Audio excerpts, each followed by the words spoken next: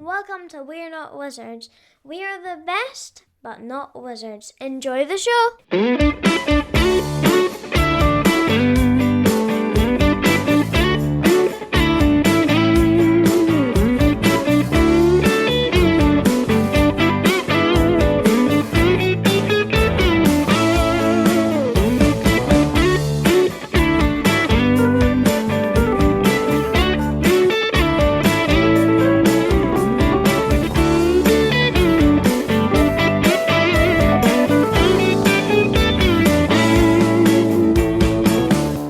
Welcome to another episode of We're Not Wizards. My name's Richard. I'll be your host for March. March is here. It's starting to get a little bit lighter. It's starting to get a little bit brighter. If you're across stateside, then you've already been forced to get out of bed with an hour less sleep because of the clocks changing. And over here, the clocks aren't changing for another couple of weeks. And they just happen to happen the same time that Easter Sunday's happening, which is not good, which means you technically get less time to eat your chocolate, but you do technically get your chocolate a little bit earlier, which is always good. I personally try and hide my chocolate because it's my chocolate, and if I don't hide my chocolate, then certain other members of my family get hold of it. You could say when it comes to chocolate, I often have a no wife rule or even a no girlfriend rule. And I thought I wanted to speak to somebody who maybe was a little bit of an expert in reference to no girlfriend rule. So I am joined by the rather wonderful, rather fantastic Christen Randall, who has got a book out here called The No Girlfriend Rule, which is all about role playing and Dungeons and Dragons and finding yourself and maybe finding somebody else at the same time. So hello, Christen. Hi. How are you? Thanks. I'm doing swell. Thank you so much for having me. I'm excited to chat. This kind of like, because you see this all the time on kind of like the late night shows and stuff like that. Like over here we've got like Jonathan Ross and Graham Norton and stuff like that, where you get the kind of the authors kind of coming on and having to do the tour and having to be like a media darling for a good couple of weeks and kind of be really polite and answer stupid questions, which will be coming from me. Is it a bit of a strange kind of situation at the moment for you? Yes, especially as a person with anxiety, this has been an adventure. Every time that I do something like this, I love doing things like this. Yeah. But every time that I do something like this, my little anxiety goblin pops up and reminds me that I am an anxious person who wrote a book about a kid with anxiety. And so here we are, doing the thing, but still anxious about it. See, I've got this theory that people that always start podcasts, that what happens is after a while, you give them one podcast, and it's almost like Kirsten Dunst's character in the Interview with a Vampire, is that you give them a little taste of podcasting, and then they're just, I would like some more. And then the next thing you know, you bump into them like a year and a half down the line, and they reach into their bag and they hand the card and say, "How are you, darling? You must listen to my podcast," which is now on its like 50th episode. So I think I totally get where you're coming from, because I am, and I found this recently about myself, is I can be quite anxious myself, but the reason I like podcasting is because it's like a controlled environment, so I know where I am in terms of my boundaries, and unless somebody jumps out from behind the curtain or something, then everything's going to be kind of okay. Yeah, now that I'm kind of getting a little more comfortable with like the format of being interviewed, but it feels a little less foreign to be interviewed by people. I'm actually kind of enjoying it, even when those anxious feelings pop up. But it's fun to get to like hang out and talk about books and stuff and new stuff. Especially talk about your own thing as well. Yes, that's always a bit of a kind of a strange thing. I think it's like when you're having a general conversation, it's like, what do you think about novel writing? Is it easy or difficult? And you go, yeah. But when somebody says, well, what about your novel and writing it? How did you approach that? And you're like, oh, okay. Suddenly I've forgotten everything I've ever done. Yeah, exactly. Absolutely. Exactly. Let's turn, because what we like to do in We're Not Wizards is we like to have, as I say, we like to have a look at the dungeon sheets of the past, before we look at the GM of the present and the adventures into the future. But as you were growing up, if I... this is going to sound... No. I maybe should rephrase this question while it's in my head right now. But if I sneaked into your room when you were younger, would I have found notebooks with lots and lots of... See, that didn't come out no matter which way I was going to say. Fantasy's non-creepy way. Yes. Like we can just I'll just take on faith that you mean it in a non-creepy way. Yes. When we find notebooks full of like stories and like nerd little, stuff. Yeah. Yes, absolutely. Right. I've kind of been a lifelong nerd, and stories have always been the way that I interact with the world, that I process my own world. And it started with reading books, and then it progressed, I guess, naturally to like telling stories in my own head. Yeah. And then skipped right into writing stories. And so I constantly had like little goofy little notebooks and diaries filled with stories. Like the margins of my notes in school would always be filled with stories and doodles and like little ideas. Even like my hobby growing up was like role playing, like forum role playing. I did a lot of like super nerdy writing back and forth with my friends.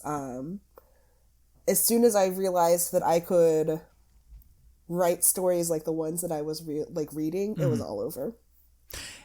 What would you say when you were growing up? What kind of authors were you always kind of diving into? What did you kind of love picking up and reading when you were younger?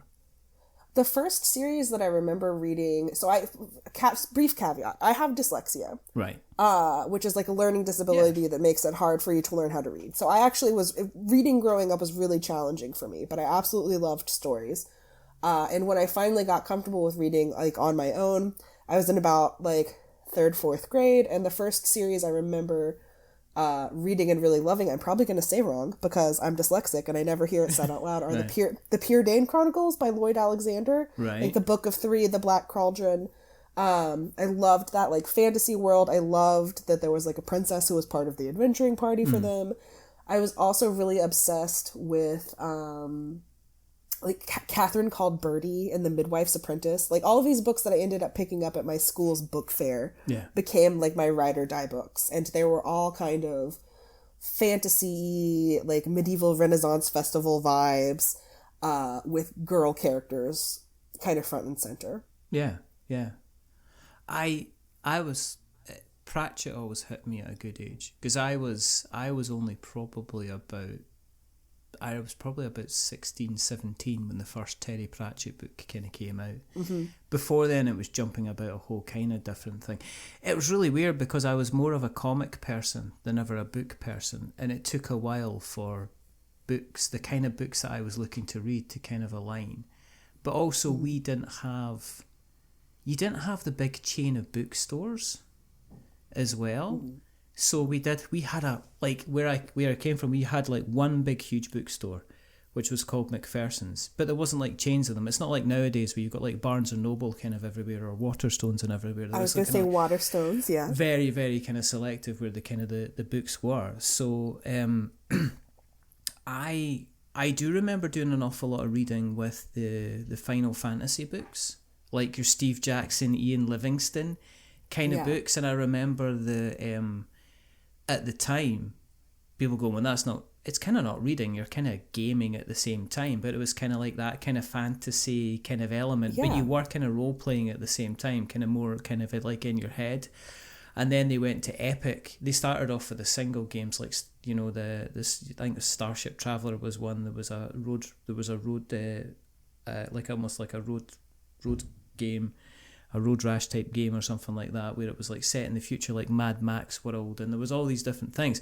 But then they brought out like Crown of Kings, which was like a 4 set of big books, and I just remember kind of like devouring them, and people going, well, they're not really books because you've got dice rolls and dice, you're rolling with dice. So that fantasy kind of thing in the background was always something I got. I jumped into a bit of Stephen King. Mm-hmm. And I like Stephen King, but I like Stephen King not because of the horror, because I remember picking up Clive Barker and reading some of his books of blood stuff and going, oh my, oh dear, no, and putting it down. Yeah. But the thing I always liked about King, and I think some of the things that people forget about King, is he's very, very good at writing kind of very, very human characters. that you kind Yes. of absolutely kind of identify with. And then going forward, I got into comics, and then finally kind of Pratchett appeared round about when I was 16, 17, 18. So that's where kind of I kind of came from. But at the same time that you mentioned kind of like role-playing. So was it kind of like was it D&D, or was it other kind of systems that you kind of played as well? So it's like, even, I think maybe not deeper nerd, but it's definitely a nerdier kind of nerd. The kind of, when I was a kid and into my teens, the kind of role playing that I did before I even found like tabletop role playing was like forum role playing. So it was literally just like full on nerd, like two people on the internet writing stories back and forth to one another. So I would write, my character did this thing and da da da da da, like in this like sandbox world that we were playing, like just full on deep nerd stuff. But that's how I caught my storytelling teeth, because I had to learn how to write really engaging characters that somebody would want to like waste hours of their day writing back and forth with. It's how I cut my writing teeth, because I always wanted to like write a more exciting post, or like really make my writing friends like excited to read what I was writing. But yeah, it's definitely I think even a step nerdier than D&D was even back in the day, because I didn't start playing tabletop until like high school age. Right. Okay. Yeah. But when you were doing the writing stuff, was there certain tools, because you mentioned the dyslexia, was there certain tools that you kind of brought in to help you overcome the dyslexia, or was there things that you had to kind of, did you just have to kind of get on with it and kind of learn as best as you could? Yeah, so I think unfortunate for younger Kristen answer is that I just kind of had to white knuckle through it. I grew up going to private school, which I think is different from private school over there, but it's like it's a non-public school, and there's not as much like special education support in those schools, or there wasn't then. I don't know about now. So I didn't really have a lot of like in-school support. I had a wonderful tutor who helped me outside of school, but I just had to find workarounds that worked for me while I was like, when I was physically writing things. And I think one of the ways that you can't overcome dyslexia. It's just part of my brain. Yeah. But one of the ways that I learned to live with it and to interact with it was probably writing so much, like, just growing up. Did you, I mean, is it, you get different levels of dyslexia. So was it a case that do you find like you're reading over stuff kind of more and more just to double check? Because I guess stuff that you've written, especially if you were doing this kind of like forum kind of adventuring, you're sending it to people and hoping that they get the kind of the context or understand completely what you get. So did it take long, because you're writing effectively for a captive audience, were you then checking things kind of more? Or did they come to accept that little mistakes would kind of sneak through, and it wasn't that you'd made the mistakes, it was just one of these things? I call them my Kristenisms. There's certain things that I'm always just like, I never, even now, and I do this professionally, and I have a wonderful team who helps me, like, there's some typos that I'm just never going to catch, because my brain automatically, like, just on its own flips like letters around a lot, especially when it comes to vowels. Like, there are certain things that I'm just never going to be able to get right, or even notice that I haven't gotten right. But yeah, I mean, it taught me to be careful. I had to learn grammar and stuff as I was doing this. And so it was just like a really nerdy non-school lesson in writing and like using my brain to create fun things. Was there things that you brought in? Did you always have like a kind of a side kind of palette of ideas that you would bring in regularly? Did you say, I'd like to introduce this, I'd like to introduce that, and did you bring it in? Or was a lot of it, are you the type of person that I could say, okay, we're going to be doing this, and you could come up with like 15 ideas, just one after another? Or are you more of a planner? I'm a little bit of both of those, I guess. I love the way that I wrote then, and the way that I write now is I start with characters. I care about writing good characters that people connect with. I care about writing characters that people feel seen by, and that I just really enjoy writing. So I always start with characters, and I'm like, okay, this is the character that I have. This is the story I think that they need to tell. And then within the parameters of the greater story that we were telling, I would like roll with the ideas, and I think I'm pretty good at generating a whole bunch of ideas. Sometimes I think to my team's dismay in publishing, because I'm the kind of person who's like, oh, you want ideas? Here's about 50 of them. Sorry, like I throw every piece of spaghetti at the wall and see which ones stick. But yeah, I think I'm a little bit of both, and I think that carries over now too. As just I'm very much an ideas person. I think to get to a level where I can do this professionally now, I've had to kind of become a planner. Like I've had to kind of build the infrastructure for myself to be able to do that, because that is, I don't think, very naturally how my brain works, but it's how I'm able to do what I do now. So when you were at school, did you then? What was your kind of your education then? Did you stay all the way through high school? Did you then go to college? I mean, what was your kind of your path from there? Yeah. So I went to, like, I just went through elementary, middle, high school. I was one of those, like, I was a gifted kid. You know, I don't know, do y'all have that over there? Where, like, the kids who are high achieving and, like, good grades and often are a little bit of, like, a troublemaker, that are smart and get bored. I was one of those kids. And so I did really, I kicked butt all the way up through high school, and just like if I was into a class, I was getting 100, like an A+ in it. Yeah. If I was not into a class, I was getting like a C, and I was cocky about it. Yeah. I was a terrible student. But I also had undiagnosed ADHD. Wow. So when I got to college and that structure of traditional schooling was removed and I had to be the structure, I floundered. Yeah. Just like totally flopped, and had no idea. Like, I used to be able to do this all the time last year when I was in high school. Why can't I do this now? Yeah. And I really flopped. It was just not a good structure for me. And so I didn't finish my English degree in college. I tried twice and flunked out twice. But now I get to do what I love anyway, because I just write. I write all the time. So it's like I don't need this piece of paper that you claim I needed to get this kind of piece of paper. I do find it. I think that not that. I mean, there seems to be a kind of a push not to label people, but I think there's a kind of a push to kind of look at the kind of the ADHD stuff and look at the autism stuff.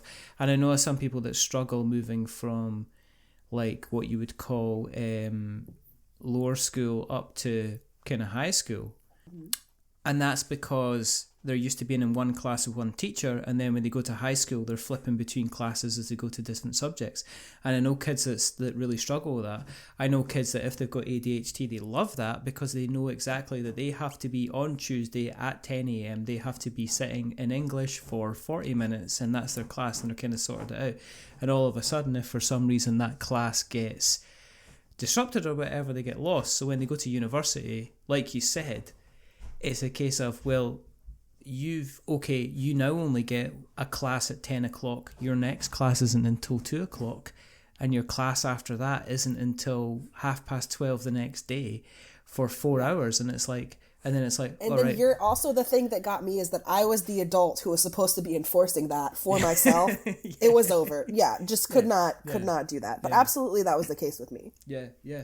So what drove you to kind of start the degree? Was there a parental influence? I mean, are they both kind of like academics in terms of yes, they are now. So my parents actually they went to college. Like my mom was the first person in her family to go to college.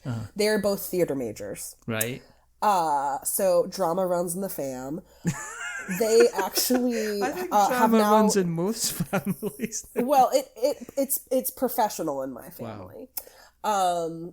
They, like, my dad worked in television for a long time, but they have now, later in life, they have both ended up becoming teachers. Right. And I can blame my high school teachers for making me love English, and I went to school to do an English degree. But yeah, no, I was, I guess, like a stereotypical, like, dramatic, emotional, queer teen in the United States. I was, like, really close with my English teachers in high school and really loved them. And they cared about me, which was really fun and cool. And I just kind of, like, found my love of words. I guess I didn't find my love of words. I figured that I could do something with my love of words because of their influence. And actually, at my book launch in Nashville the other day, my high school English teacher came and cheered me on for my book launch. Yeah, Mr. Stackhouse. Hi, Mr. Stackhouse. That's so cool. Yeah. I know he listens to the show, so that... I know, I'm sure, yes. Well, you yeah, better tell him to listen to the show. I You will. know what I mean? Because you can say, well, you get a shout out. I'm just telling you, get a shout out. He gets a shout out in the book too. I love him so much that Hollis's favorite teacher in the book is Mr. Stackhouse. Okay. Mr. Stackhouse version in the book is he's an art teacher and not an English teacher, but I wanted to give him a shout out because he's just so good. So you mentioned you're getting kind of your English teachers were really strong in the kind of the support kind of thing. In terms of nowadays, I think there's a little bit more support in terms of people's kind of identities, sexualities and stuff like that as well. When you were when I was growing up, it was, it didn't exist. Well, when you were growing up, was it still something that was kind of like, I am feeling, I know who I am, but I'm not sure I should be telling everybody else who kind of I am as a person kind of thing? Yeah, so I was kind of on the cusp of the transformation that we've seen, I think, in terms of people accepting identity. Mm-hmm. Like I was in school when a lot of like the big like legal decisions were going through here in the United States. For me personally, I have always known that I'm queer, but I grew up in the American South, which is not a very comfortable place to be queer even still. But definitely not in the year of our Lord 2005 when I was like a cool teenager. And I was not super comfortable with my identity, but still I think the power of being a queer person is that we are just like drawn to one another. And like most of my community as a teen and like into my early 20s were all of my wonderful queer friends. Who were just like side-eyeing me and sure-janning me when I was like, I'm just a really passionate ally. Like, I'm fighting for the cause as an ally. And it was not until like I had like a girlfriend and like I went to like the gay bar and I was still like, I'm just an ally who loves to kiss girls. I'm just really, really passionate about what I do. I'm a method actor here. I was exactly. Yeah. And I was just so like in my head about like, well, this is, I do these things, but this is not like I'm straight. I've got to be straight. Yeah. So lost in the heteronormative sauce. But it wasn't really until like my mid-20s that I like finally came out to myself. And have just thankfully had wonderful support from my friends.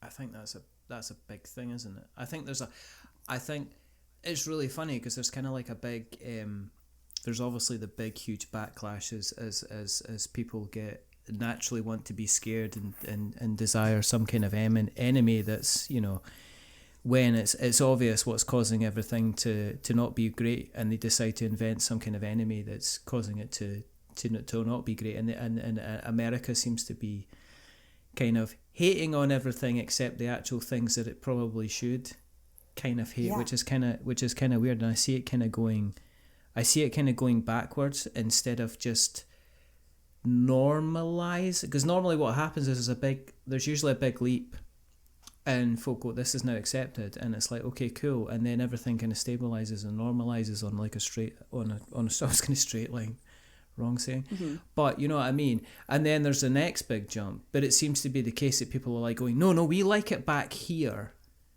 when we could make our little jokes and stuff like that and everything was cool, and we're not happy to kind of go up to the next level, and America seems to be going, but I see they're trying to do this over here in the UK as well. There seems to be a bit of a push, and I'm not sure who it's for or what it's going to achieve and stuff like that, and it generally kind of confuses me, Same. I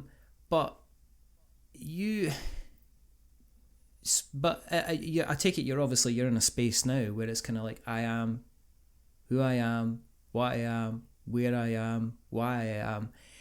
And was that one of the reasons, obviously we've got the theme of the book which we'll go into, but was that one of the reasons that you said, well, actually I'm going to write about characters that I not only, when I look in the mirror I see this character, but also hopefully when other people read the book, they'll also see that character as well, and they'll see a reflection of themselves. Yes, absolutely. So I didn't start writing characters like me until like my early 30s. And honestly, there's a lot of parts of myself that I didn't love until my early 30s. I didn't become comfortable with being a fat person until my early 30s. And I spent so much of my time growing up, like in my teens and in my 20s, just hating myself for being wrong, quote unquote, for not being this or that. And now that I'm on the other side of that and just love myself for who I am and excited to share who I am with the world, I want to, if I can be the voice for someone who is younger than me, like who picks up the book and sees that it's okay to be all of these things, it's okay to be queer and fat and anxious all at the same time, and maybe steps into self-love a little bit earlier than I was able to, I will be the happiest author in the world. Like, that's why I do this thing. I definitely write the books that I wish that I had growing up, and if the kids who need them or the young folks who need them find this and can step into self-love earlier, I've done my job. Yeah, I mean that's what it, I mean. It's everybody's got a kind of a message or a story they kind of want to tell, and sometimes it's not, when you're putting something out there for other people to read, you don't always realize if it's going to resonate with anyone at all. But sometimes if it resonates with just one person, then it's like, okay, I've done my job. If it makes somebody feel better about themselves, or kind of like go, oh, this is actually fine, or this is cool, or okay, so it is shitty just now, but it is going to kind of get better then, and kind of helps them on their way. And I think that's another thing about kind of mainstream media. I find there's a bit of people kind of going, well, I don't like this because I don't like this new bit of media that's out there because it's not written with me in mind. And it's like, yeah, no, but that's because you're just not the be all and end all nowadays. And there seems to be a bit of a backlash about that. But how did this story come about? Because I'm not gonna read it because, well, I could, but it's all about Hollis Beckwiths on a quest to find their place in the world of tabletop gaming. So how much of this did it write itself, and how much of this was kind of like, well, I'm actually basing this off my own kind of experiences? It definitely is a fictional story informed by my lived experience. Right. So I did not have an epic girl squad that I played D&D with in high school and stuff. But I've got that now as an adult, and it's wonderful. But it's definitely like, I wanted to be able to tell a self-love story. I wanted to be able to tell like a fun romance story. Yeah. And I loved the idea. So I love tabletop. I feel like we've established it. I love tabletop role-playing. And one of the things that I love about it so much is that it provides this really unique sort of safe space to explore your identity and to imagine things about yourself that you might not be able to imagine. Like, you can put on a character and you can imagine having a silly voice or being a boy or being upper class or whatever. And you can imagine all of these things, but you can also imagine like being a wizard. It just gives you this wonderful, exactly. But it gives you a wonderful safe space to kind of explore these ideas and also your identity. And I loved the idea of using a tabletop role-playing game as a vehicle for that, because role-playing has kind of been the heart of the story of finding out who you are with the aid of role-playing has definitely been something that has happened to me in my life.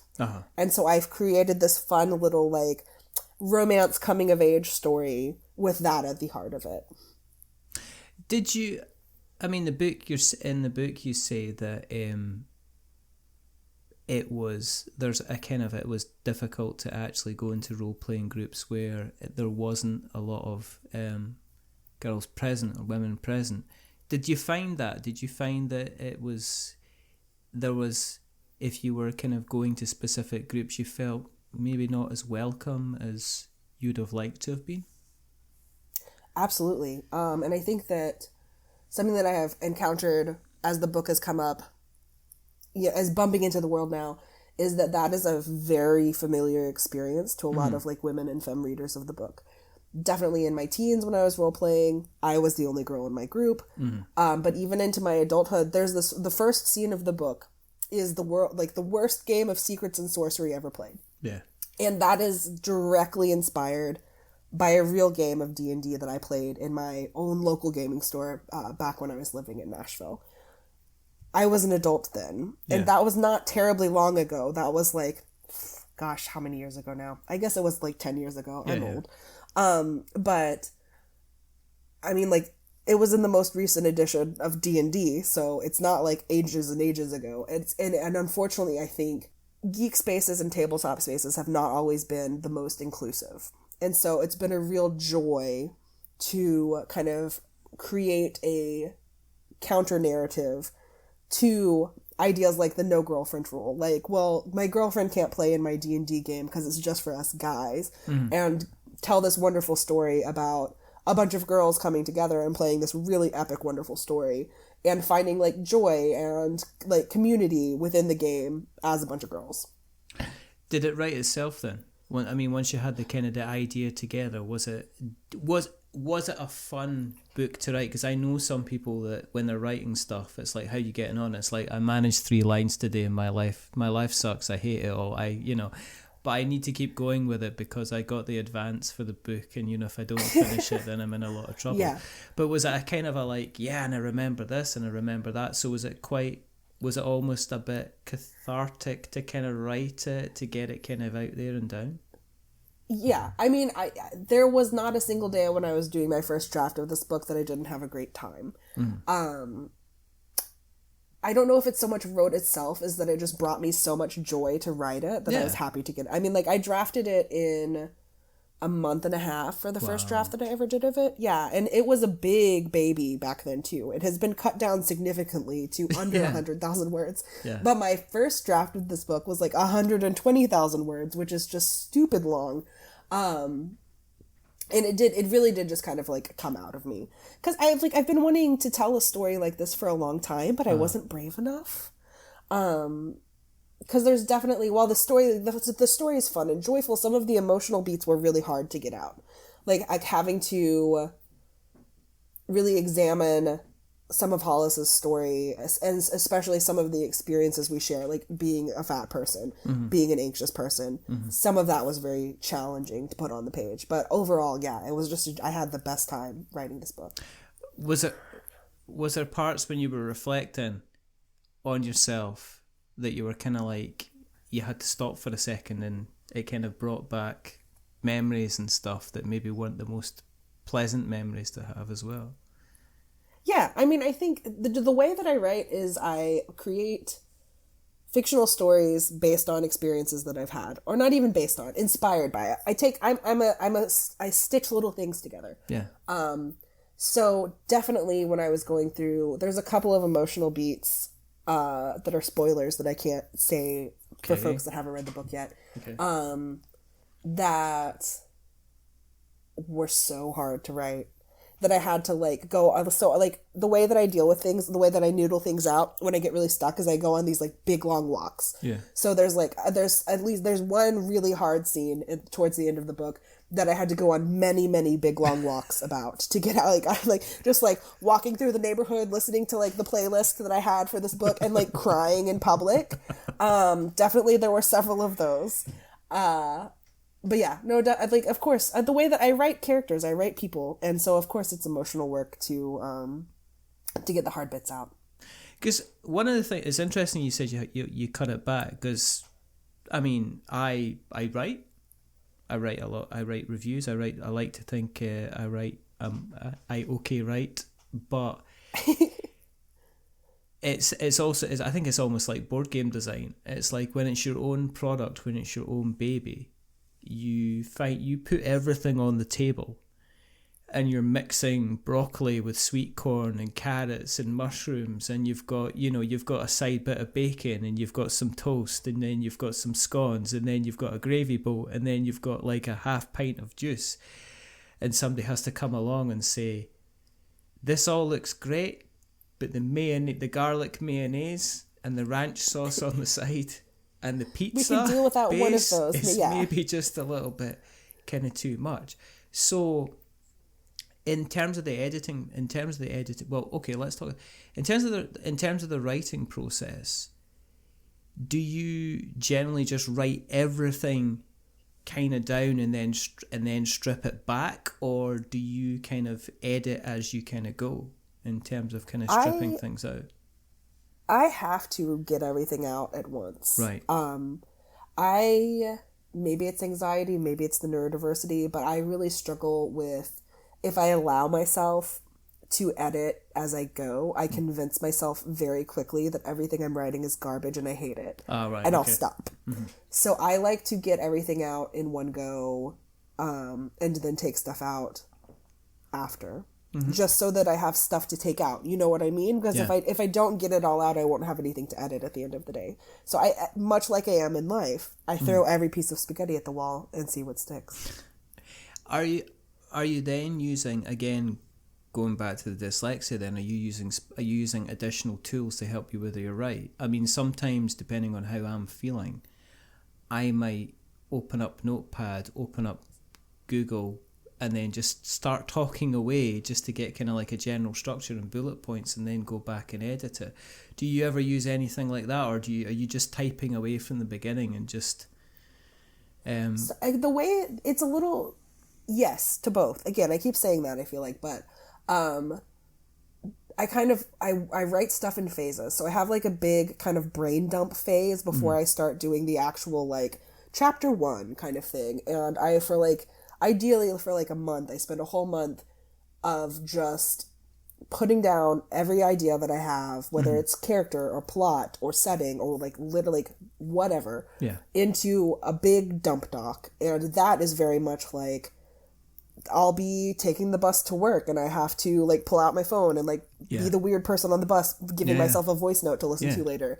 Or like I've pulled over on the side of the road before and like typed stuff out to myself, or like just jot stuff down on Post-it notes. So at that phase, very much it's all, like everything all the time, like just like throw everything into the pot. Is that to do a little bit with the ADHD? Because what I find Probably. is like my memory, I'll have flashes of absolute brilliance and say, I really need to include this kind of word or this kind of phrasing in this review. And it's like, if I don't go and write that phrasing down right away, then gone. I'll come back to kind of like an hour later and go, what was it I was going to say? It was probably the best line of English I've ever written in my life, and now it's kind of gone, But you know what I mean? It's kind of like that kind of it's not even short-term memory loss. It's almost a case of, here's an idea, it's like a firework, and unless you grab it or look at it right again, you turn away and it's kind of gone and it's kind of faded. Absolutely that. How long did it take you to kind of go from first draft to saying, right, I'm finished? And at what point did you say, actually, I'm going to start pitching this to people to see who's kind of interested in taking it kind of forward?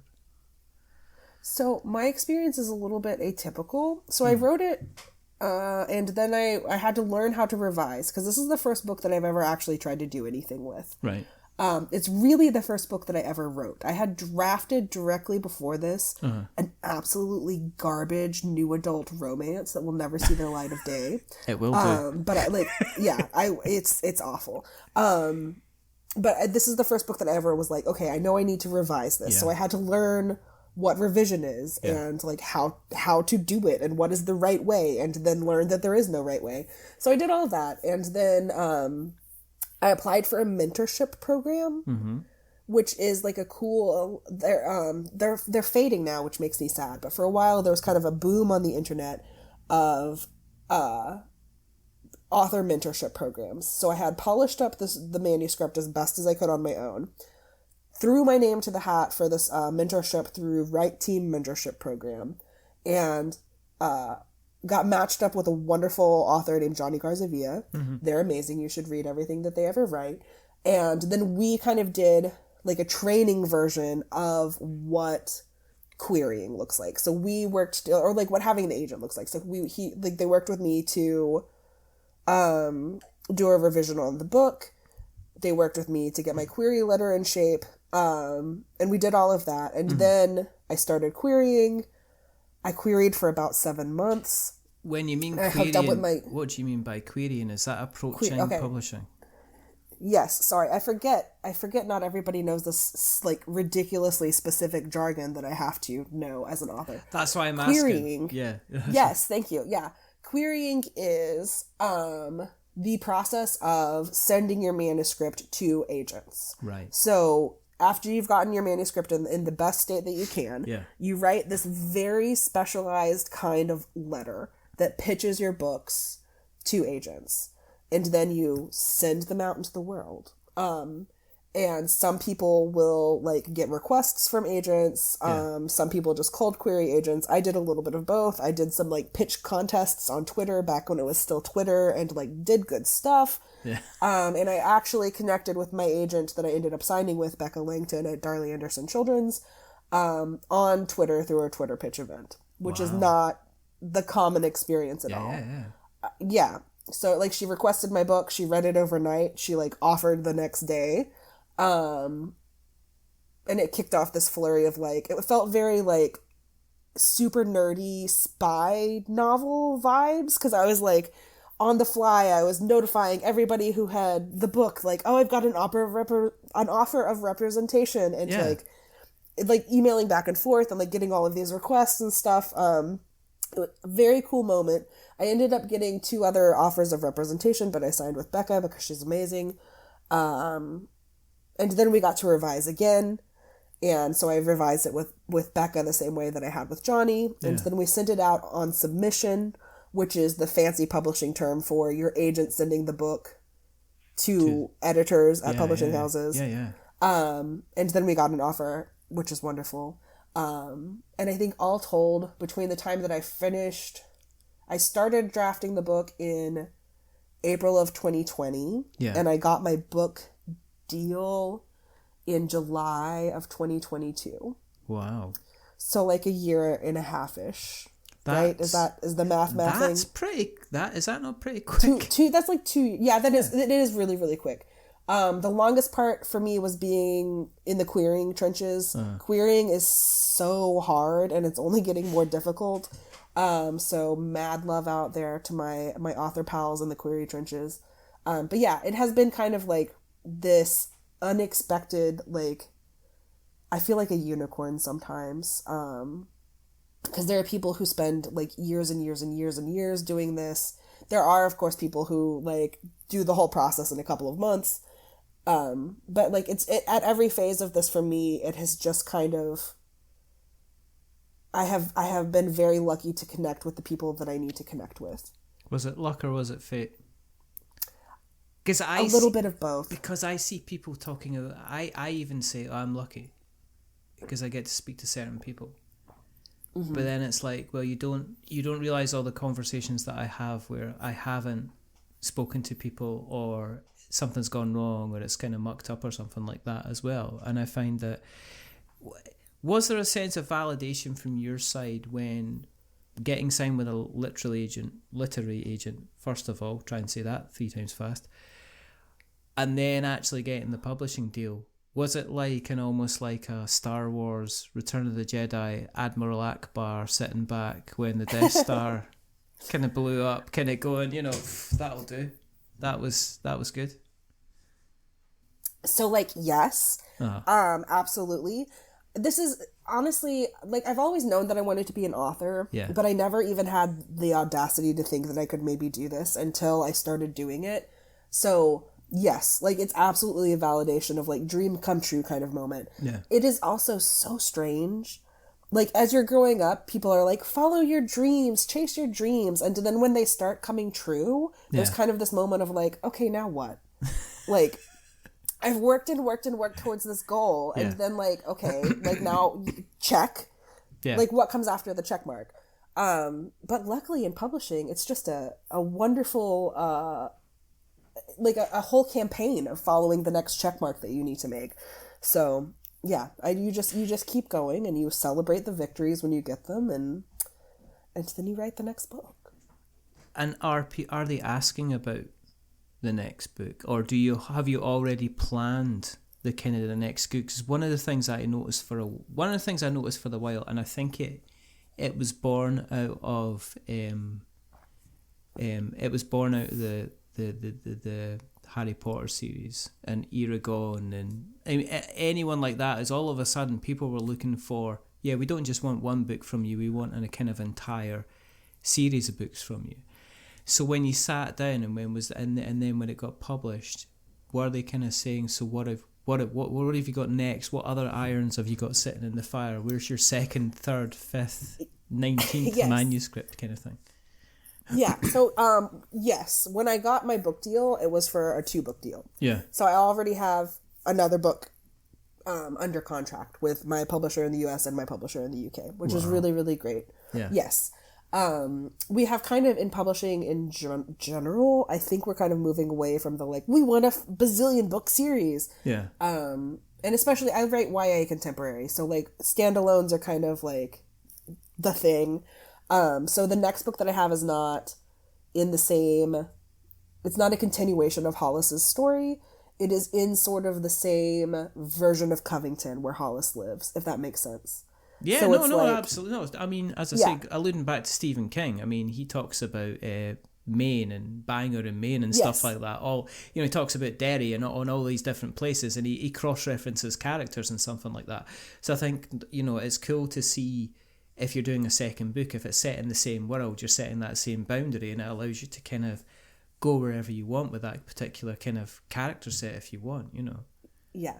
And I can't talk too much about it yet because it's still secret. I'm doing my secret fingers. In an audio yeah, podcast. In my audio, let's use our imagination. Let's just wiggly jazz fingers. Those are my secret fingers. So it's still secret. But I'm really excited about it. There may or may not be like a cameo from one of the characters from the No So Girlfriend you're already Rule. spoiling it.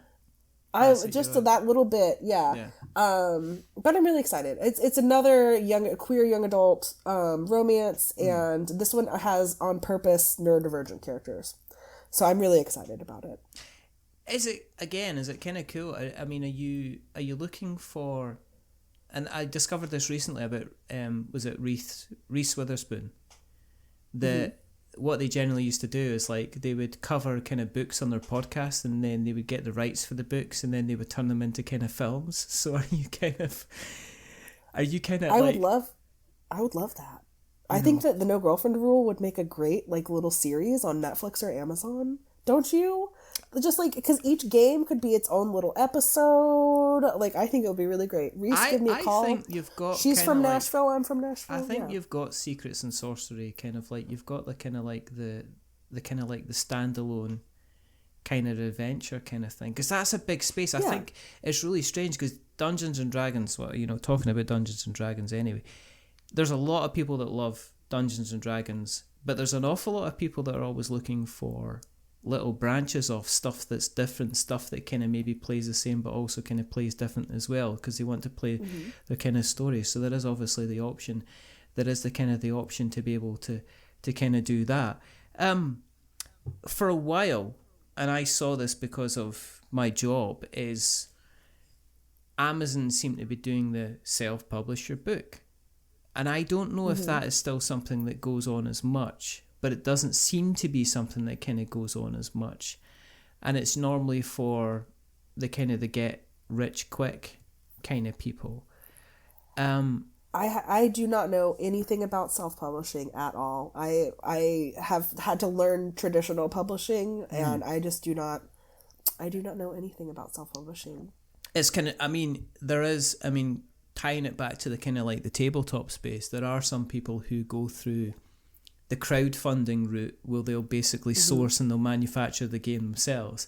And then there's some, you could say, designer developers that they'll approach companies and pitch to them to kind of get the book kind of picked up. I guess you being in the situation where you are and you claiming to be kind of lucky and everybody else knowing that's not the case, is there tips that you would give to people, kind of, because I don't want to, because there's that old thing, where'd you get your ideas from? It's like, I don't know, I just, I wake up at 3:00 in the morning screaming into the night and, write down the first thing I saw. But is there tips that you would give to people who are sitting there going, well, that's fine, but, they sound like they've got a kind of a good work ethic, or they sound like they had the right person at the right time, or when Twitter wasn't a cesspit, that could have happened to me, kind of thing. But is there kind of tips that you would give people who are sitting there going, I'm 317 pages into my 407 page novel, and I'm just, I don't know what I'm meant to be doing next. Is there any advice you would give people like that? Yeah, absolutely. Like a specific advice, I think, is best like searched out. But my big, like my just blanket coverall advice is just to have the audacity to keep going, because there are so many places on this like journey to being published where it is so much easier to quit. And if you just bet on yourself, I know that sounds so corny, but if you like believe in yourself and you keep going, you have the chance to make it, to do it. And a big part of that for me in having the audacity to keep going is finding my people.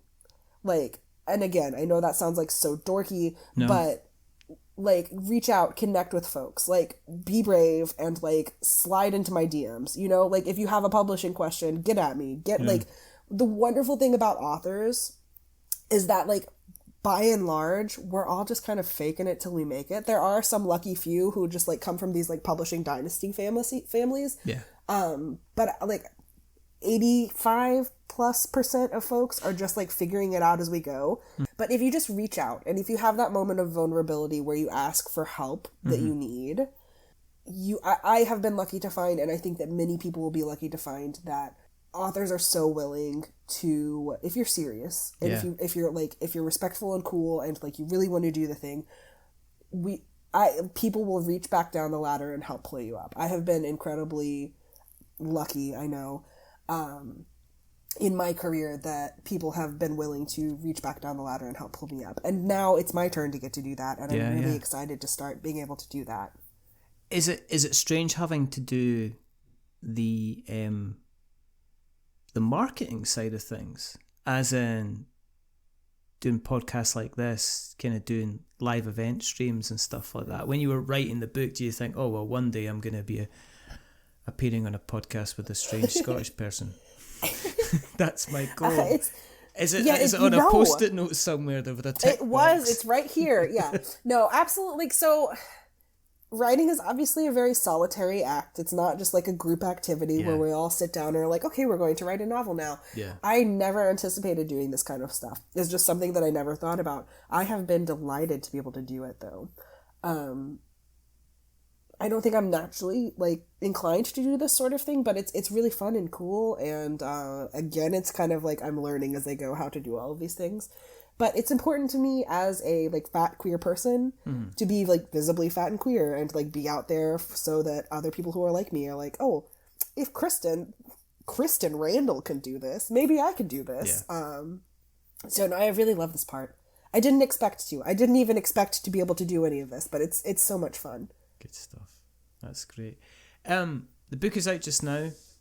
There's a bit of buzz about it. It's been in the Is it USA Today? It's the USA Today bestseller list. Yes, it was number 109 out of 150, and you know what? I will take it. That's fine. You know, that's fine. I was so surprised and so like just happy and amazed that it listed. That's cool. And I take it it's available from all good, bad, and indifferent bookshop. Wherever you buy your books, here in the US or in the UK. Or in the UK. You can buy a copy of The No Girlfriend Rule. Excellent. If people have listened along tonight and they want to find out more about you, where you exist on the internet webs, where do you exist on the internet webs? Where can we find you?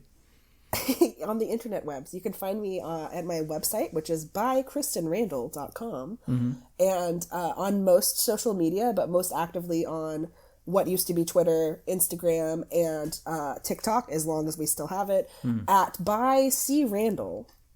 Oh yeah, you've got a bill going on at the moment to decide whether or not they're literally actually going to that's kick just it like out. Yeah, that's interesting. I don't think book talk is going to go gentle into that good night, honestly, but we'll see what happens. I think there'll be burning of senators if that happens. But it's gonna be a mess. We will, of course, make sure that we put all of those links in the show notes so that we've got notes to show. If you want to keep an eye on what we're up to, then go to the internet webs and search for We're Not Wizards, and you'll find us in all the different places, worn out bright and early for the daily races on just everywhere. Search for We're Not Wizards, you'll find us. If you want to read what we've written, probably not in such a good way as Christen has done, you can go to we'renotwizards.co.uk, and if you want to listen to other previous podcasts, you can go to we'renotwizards.com. And if you like what you've listened to, please go to your podcast catcher of choice and give us a rating or a review. And as we say, if you are going to be giving us a rating or review, don't give us 10 stars because it makes me big-headed, but don't give us 1 star because it makes us cry. Give me something in the middle, like a 5, because it's average, and I'm just a little bit average. But the person who's not being average is rather wonderful, rather fantastic. Christen Randall, thank you very much for guesting. Thank you so much for having me. Now, I've only got 2 more questions. The first question is, well, I guess to remember that we're many things, but we're not wizards. Are we wizards, Christen? We are not wizards. Ways. Wonderful. And the second thing is to say goodbye. So it's a goodbye from Christen. Say goodbye, Christen. Goodbye. And it's a goodbye from me. Remember, stay safe, roll 6s, make something awful. And if you're wanting to read something slightly different, where it's not D&D, but it's a bit of secret and sorcery, and you're interested in finding out what are the rules behind the girlfriend rule, then give it a look. But until the next time, goodbye. A wizard is never late.